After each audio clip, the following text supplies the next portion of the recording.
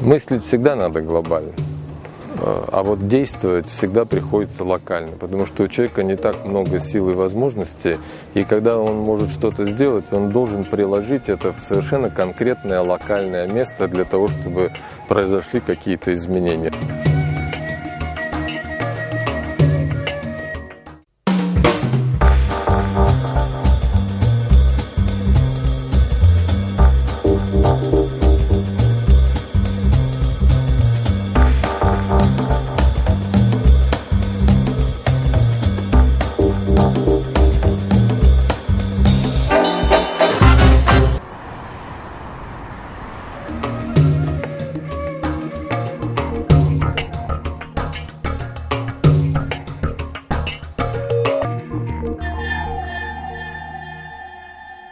Я родился в семье вообще-то шахтера. Мой отец горный инженер по электрооборудованию в шахтах, долгое время проработал в Горловке, на Донбассе.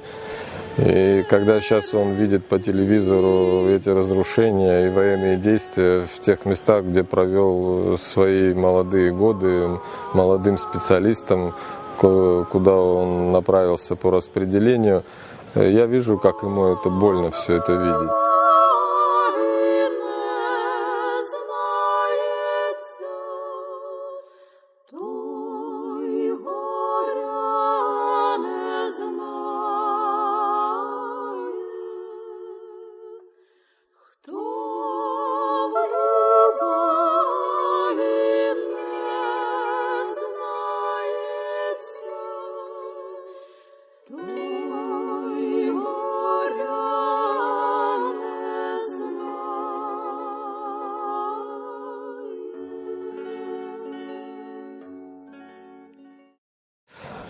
Впоследствии вот отец уже вернулся в Абхазию, работал в научных учреждениях. Они особого типа были, так называемые почтовые ящики, очень секретные. Это ЦНИ «Гидроприбор» и еще другое учреждение «Касатка». Они занимались исследованием моря. Мама, домохозяйка, она занималась только нами, нас вот трое. И вот всю жизнь она посвятила тем, что методично, значит, добивалась того, чтобы мы получили хорошее образование. Я могу сказать, что в принципе вот мое отношение к природе, оно выработалось благодаря большей части воздействий моих, к сожалению, уже ушедших обоих братьев отца. Они охотники, причем воспитанные в таком традиционном абхазском понимании охоты. И они, собственно говоря, привили особую любовь и отношение. И именно, несмотря на то, что это охота, какое-то такое бережное, трепетное отношение к природе, ко всему живому. Ну и достаточно рано, уже где-то к 6 классу, я уже точно знал, что я хочу стать биологом, и уже методично себя готовил к тому, чтобы, так сказать, заниматься биологией в будущем. И когда закончил школу, я уже, так сказать, целенаправленно двинулся поступать на биологический факультет. Кстати, в те времена такого, в общем-то, я не припомню, чтобы кто-то, так сказать, особо смеялся над моим выбором. Тем более, что биология в те времена, она была достаточно востребованной. Например, конкурс на биологический факультет моего родного Саратовского университета составлял 8 человек на место.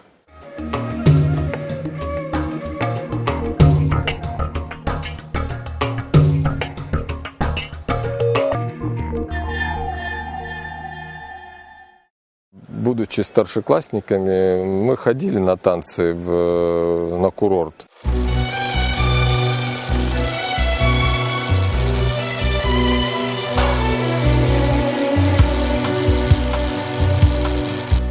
но туда попасть было невозможно. Пицунда вообще-то был закрытый курорт, туда посторонних не пускали, и мы пробирались обычно через рощу, чтобы добраться, значит, в курзал, где проходили танцы. Но добравшись туда и проникнув внутрь, за нами тоже там устраивали облавы, охоты, значит, и старшеклассников вылавливали и отправляли, значит, в отделение милиции.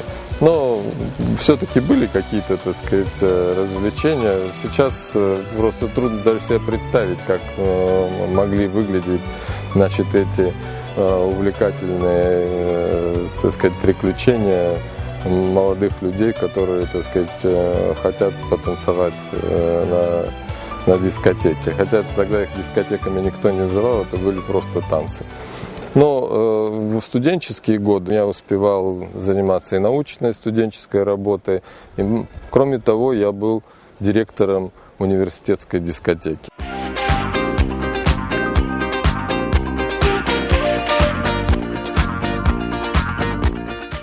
А дискотека эта университетская, она очень была известна в Поволжье. И главное занятие, так сказать, это не только было, так сказать, танцевать, потому что с идеологической точки зрения просто танцы, они были, так сказать, для молодежи недопустимы, поэтому дискотека представляла собой такую вот смесь идеологической, пропагандистской, познавательной, значит, в такой, значит, обертке из этих вот интересных своего времени необходимых материалов с развлечением.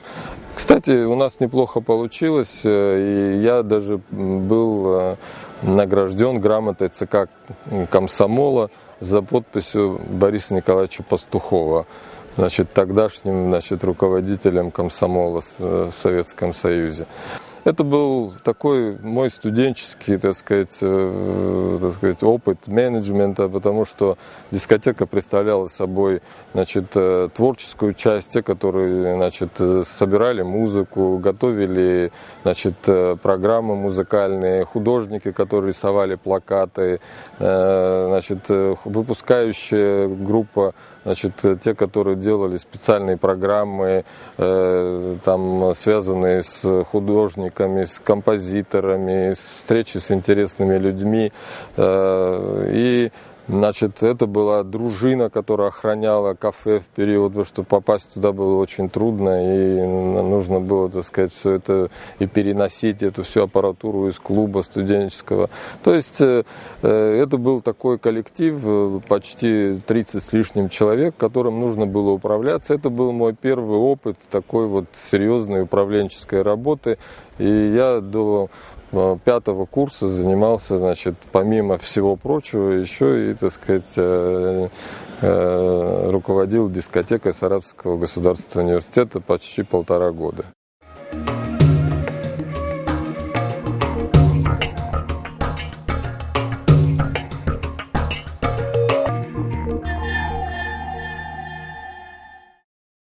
То, что касается питерского периода, да, ленинградского периода, ну, я как-то могу себе позволить фамильярно, так сказать, Питер, потому что я прожил там 4 года, и это были самые напряженные годы работы, потому что аспирантура – это не просто учеба, и мне предстояло за эти, значит, 3 года аспирантуры, потом еще 1 год, потраченный на подготовку диссертации, фактически освоить ранее для себя абсолютно неизвестные, так сказать, только краем едва, так сказать, знакомую сферу, которая касалась систематики паразитических перепончатокрылых насекомых. И усилия потребовались очень серьезные, и настолько серьезные, что порой было даже, так сказать, трудно как-то даже представить, как это все можно выдержать. За всю историю зоологического института Академии наук СССР и сейчас нынешней Российской академии ни одного абхазца в зоологическом институте не училось. А это очень такая основательная академическая среда. И, естественно, однажды попав в нее, для любого абхаза всегда есть такой элемент. Вот когда в следующий раз эти люди столкнутся с абхазом, поэтому оставить какое-то особое впечатление, потому что через тебя воспринимается и народ. И это важная миссия, которую вообще-то каждый абхаз сегодня должен так или иначе нести. У него другого выбора нет, потому что это только так кажется, что вот эта имиджевая сторона, она как бы не очень серьезная. Это на самом деле не так, потому что это ресурс. И это ресурс, который остается будущим поколениям. Представления о своем народе, которые сформированы за пределами нашей страны, если они положительные, они работают на страну, они работают на будущее поколение. Это может быть куда гораздо более дороже, нежели чем, собственно, капитал в материальном его виде. И в определенном смысле мне удалось выполнить какую-то эту задачу, ну, в возможном ее варианте. Я за это время учебы в аспирантуре, работы над своей диссертацией описал больше 30 новых видов для науки. Это был и японский материал, это был Дальний Восток, и Монголия, и Средняя Азия. А Кавказ я вообще исходил пешком сам лично, с большим сачком, значит, переходя через перевалы, собирал этот материал. Человек науки открывает новое знание, и когда ему удалось хотя бы однажды в жизни внести в копилку человеческого знания хоть небольшой элемент, который ранее не был известен, для него, человека, который это сделал, это такое сильнодействующее средство, что он вновь и вновь пытается повторить это, потому что ничего большего в удовольствии открытия вообще-то на самом деле, наверное, и не существует. И да, это в определенном смысле, да, своего рода такой, так сказать, наркотик. Вообще-то он на мозг действует именно таким образом.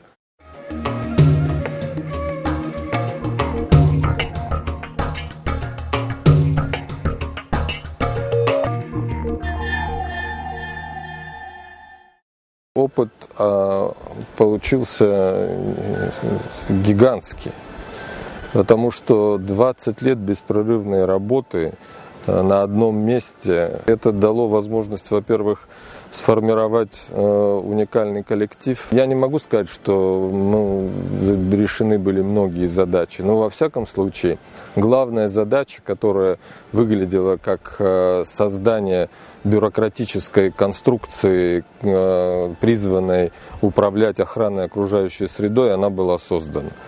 И это несмотря на то, что финансирование этой сферы всегда шло по самому остаточному принципу, и поэтому каких-то величайших, так сказать, достижений было трудно ожидать, но во всяком случае то, что возможно было сделать в этих условиях, это было сделано. Я ушел, конечно, по доброй воле, самостоятельно, так сказать, никто меня, так сказать, не теснил в этом плане. Были даже предложения остаться, но главной причиной, по которой, так сказать, я оставил свою должность, заключалась в том, что, значит, за время работы сначала стало понятно, что сама бюрократическая конструкция работать сама по себе оторвана не может. Она должна иметь под собой изыскательскую, исследовательскую конструкцию, которая бы могла бы обеспечивать ее необходимым фактическим материалом. Был предложен вариант, значит, создания исследовательского учреждения как Институт экологии в системе Академии наук. Это предложение было принято правительством, и оно было поддержано Академией наук, и в 2012 году был создан научно-исследовательский институт, Институт экологии Академии наук Абхазии.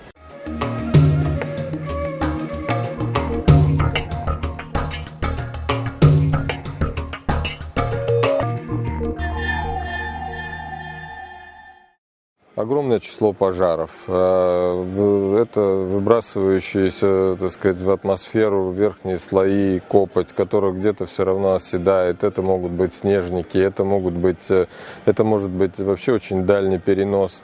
Помимо этого, если это промышленно развитый регион, любое нанесение военными средствами ударов по промышленному объекту – это экологическая катастрофа, потому что на промышленных объектах имеются склады с хранящимися различными химикатами. Даже сельскохозяйственные удобрения, склады ядохимикатов при разрушении становятся колоссальной проблемой для окружающей среды, потому что это все смывается реками, ручьями, значит, в море или в крупные речные бассейны, где происходят, естественно, серьезнейшие последствия. Поэтому на самом деле даже локальная война имеет очень серьезные последствия для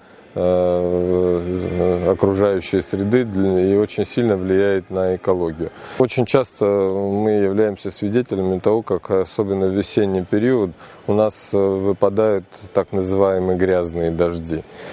Ну, это, по сути дела, так сказать,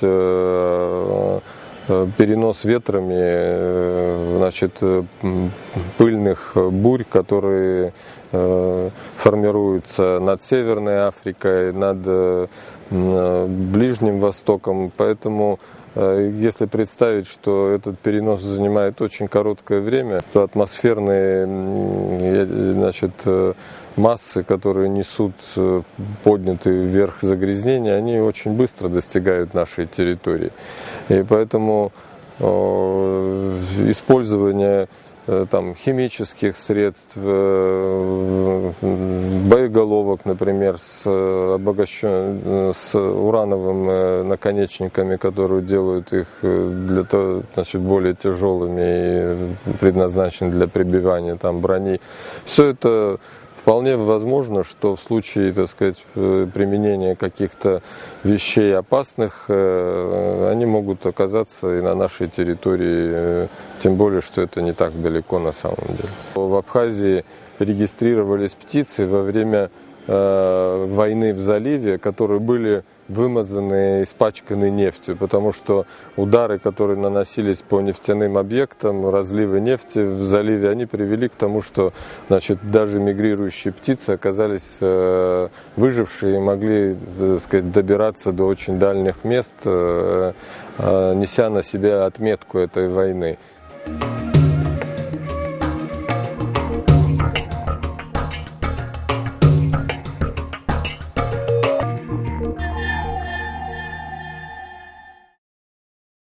По объемам, значит, вложений, материальных вложений, биологические исследования до сих пор занимают лидирующее положение в мире. С ними даже не сравнится ни ядерные исследования, ни физика, а биология действительно является той наукой, в которую сегодня в мире вкладываются колоссальные ресурсы. И главная причина этого, она не всегда, конечно, приятная, потому что речь-то идет большей частью о исследованиях, которые имеют двойной характер.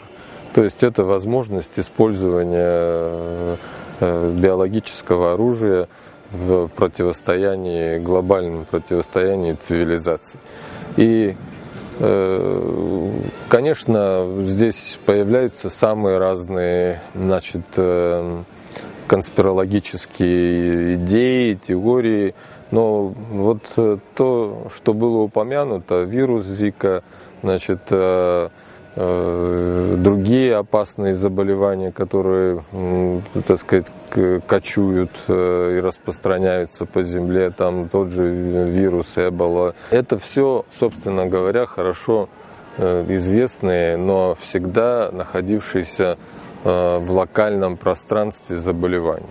Использование подобного рода вещей, они всегда, так сказать, как бы палка о двух концах, очень трудно себе представить, где и как все это отзовется, поэтому вряд ли кто-то сегодня в мире, значит, затеет подобного рода, так сказать, эксперименты с подобного рода болезнями. Главной причиной распространения этих опасных заболеваний, конечно, является глобализация.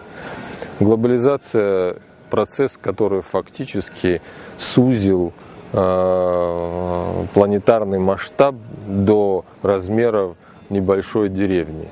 То есть все, что сегодня происходит на противоположной стороне планеты, становится через буквально, даже условно говоря, секунды, становится известным, во всем мире. Изменения климата, которые сегодня происходят на планете, они сместили ареалы очень многих животных, которые раньше были, смещены на юг, например, африканская чума свиней.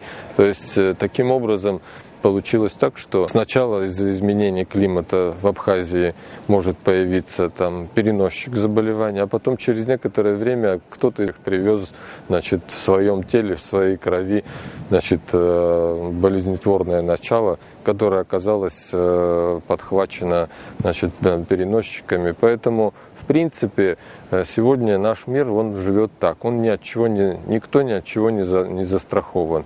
Главной ценностью в подобных обстоятельствах, конечно, является знание. Каждый человек, становится более защищенным в том случае, если он вооружен знанием.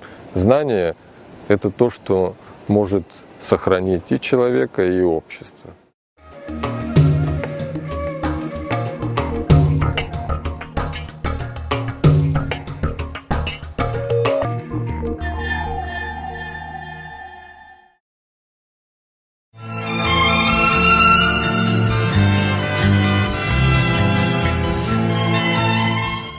Мне в определенном смысле повезло, благодаря моим друзьям, коллегам, я сумел увидеть очень много уголков планеты. Это и Бразилия, и очень мало посещаемые гигантские бразильские болота, такие как Пантанал, это и Галапагосские острова, и костариканские национальные парки, и известнейшие национальные парки Африки, острова в Индийском океане. И, то есть, не говоря уже, об Европе, мы носители уникальнейшего богатства, равного которому на Земле нет ни одного народа.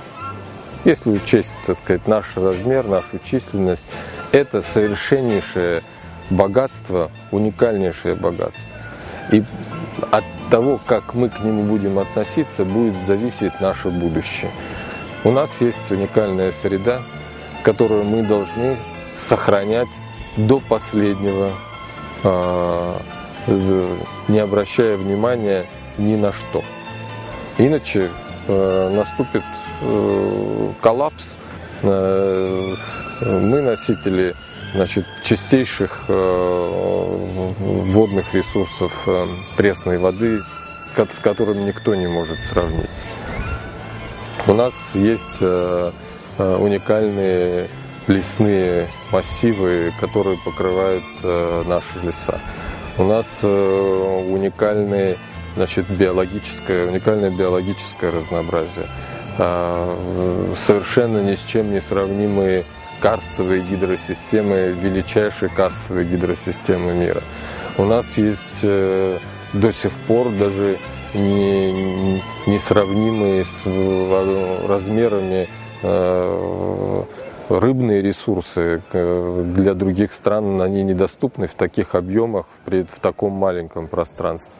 Поэтому главнейшая задача является понимание того, как нам использовать эти ресурсы, обеспечив развитие нашего народа, его экономическое благополучие и возможность строить будущее на основе самого, что ни на есть, рационального, рачительного использования тех ресурсов, которыми мы располагаем.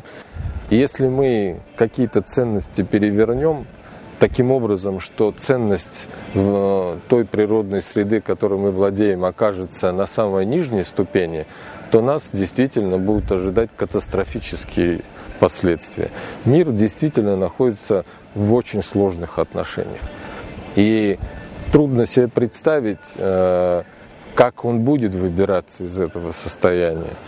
Даже невозможно это спрогнозировать сегодня, и это никто за это взяться не может.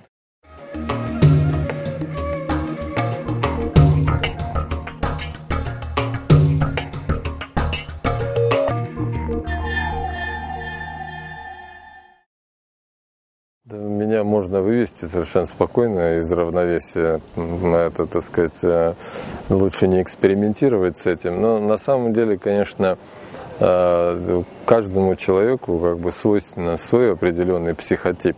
Стараюсь всегда происходящие события осмысливать. И это, кстати, очень помогает. Когда ты пытаешься понять происходящее, с чем оно связано, откуда оно берется, каковы могут быть его последствия, какова твоя роль в этом, как ты можешь повлиять на этот процесс. Сам факт уже, так сказать, обдумывания этого, оно успокаивает и дает, во всяком случае, представить себе, так сказать, место этого явления в неком, так сказать, глобальном контексте.